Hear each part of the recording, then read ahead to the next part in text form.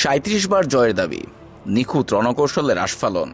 কিন্তু শুক্রবারের সূর্য double Trump প্রশাসনের জন্য এক চরম অনিশ্চয়তা নিয়ে। তেহরানের দাবি, তারা কেবল একটি নয়, দুটি মার্কিন যুদ্ধবিমান ভূপাতিত করেছে, F-15 এবং A-10 থান্ডারবোল্ট। নিউ ইয়র্ক টাইমসের প্রতিবেদন অনুযায়ী A-10 বিমানের পাইলট নিরাপদ থাকলেও F-15 জেটের একজন ক্রু মেম্বার এখনও নিখোঁজ।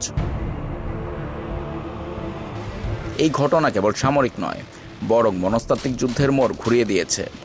ইরানের পার্লামেন্ট স্পিকার গালিবাফ খোঁচা মেরে বলেছেন, মার্কিন রণকৌশল এখন রেজিম চেঞ্জ থেকে নেমে এসেছে মার্কিন পাইলটকে খুঁজে দেওয়ার আকুতিতে। প্রশ্ন উঠছে পেন্টাগনের গোয়েন্দা তথ্য নিয়েও। যেখানে দাবি করা হয়েছিল ইরানের সব আকাশ প্রতিরক্ষা ব্যবস্থা ধ্বংস করা হয়েছে, সেখানে এই আঘাত এলো কোত্থেকে? বিশেষজ্ঞদের মতে, বহনযোগ্য ছোট ক্ষেপণাস্ত্র বা ইরানের সম্পূর্ণ নতুন কোনো গোপন ডিফেন্স সিস্টেম এখন পেন্টাগনের জন্য বিপদ হয়ে দাঁড়িয়েছে। গত 28 ফেব্রুয়ারি যুদ্ধ শুরু হওয়ার পর থেকে যুক্তরাষ্ট্র 3টি F-15 হারিয়েছে। তবে পেন্টাগন এর আগে এগুলোকে ফ্রেন্ডলি ফায়ার বা নিজেদের গোলার আঘাতে বিধ্বস্ত বলে দাবি করেছিল।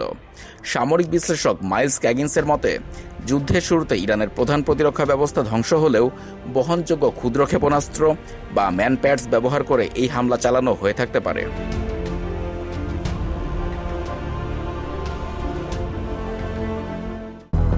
200-র বেশি সার্ভিস ও ফিচারে লেনদেনের সব বিকাশ অ্যাপে সম্ভব।